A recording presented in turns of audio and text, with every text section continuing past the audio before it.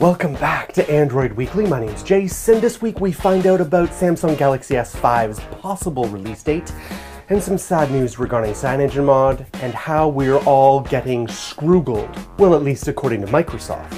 You see, the tech giant has been ratcheting up their anti-Google campaign as of late, not just with a commercial, but with anti-Google merchandise such as t-shirts and hoodies. And what was Mother Google's official response? Like this. Microsoft's latest venture comes as no surprise. Competition in the wearable space is really heating up. Now, Microsoft, you can say you've been Scroogled.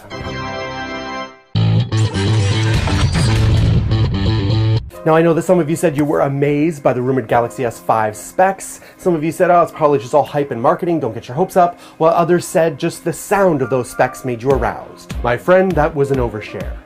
TMI.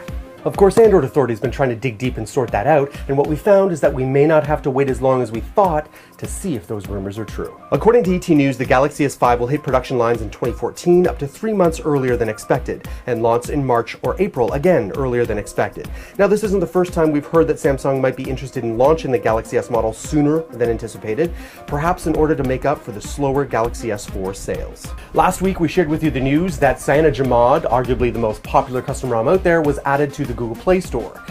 This allowed even mainstream users the power to customize their mobile OS the way they wanted, how they wanted it. Yes, I know many of you were just giddy with excitement. Oh my goodness, it's so sexy. Yes, but sadly I must tell you that CyanongenMod has been removed from the Google Play Store because, as Google states, it encourages users to void their warranty. Oh my god, I swear, you say that again, I'll give you such a punch. Yes, I feel your pain, I do, and many other Android enthusiasts are up in arms about it too. But you should know that this isn't much of a conspiracy because Google has been consistent about this, and it's not a first-time event.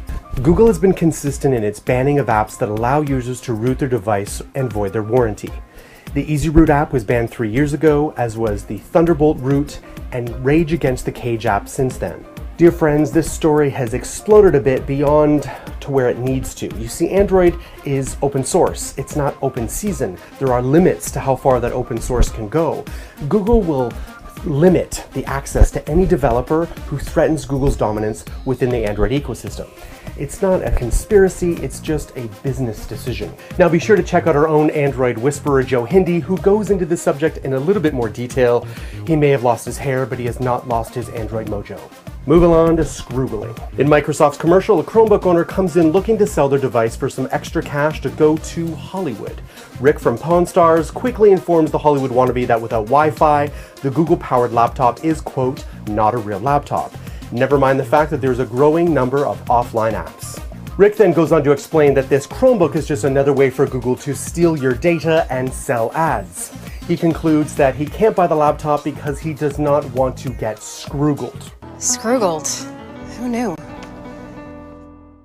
So where to begin? Where to begin? I mean, Microsoft is made up of a lot of smart people. They are smarter than me and they must know what I know, and I know that Microsoft's future is not in my mother's generation. My mother's generation may be fooled by this misleading, half-truth-ridden ad and not buy a Chromebook, but the next generation, the Generation Y, those millennials, they're much smarter than that, and they only want devices that are connected. The Chromebook identifies the things that they really, really want. So it's hard to not look at Microsoft as really desperate in this commercial. And yes, Google does mine our data and sell it for relevant ads. I get that, but I'd rather do that than pay for those services directly, especially because Google does provide some means to manage how that data is used. I can basically turn it on or off right now in my Google account. So, pretty lady, some might say you didn't get Scroogled, you got micro-dicked. Thanks for watching, Android peeps. I always have lots of fun chatting with you here. If you have any questions for this Wednesday's Android Q&A, please put them in the comments below, and I will be sure to get to them. I do read all your comments. Take care. And listen here, buckaroos, if there's any more nasty comments regarding Jace, I swear to God, I will scratch your eyes out.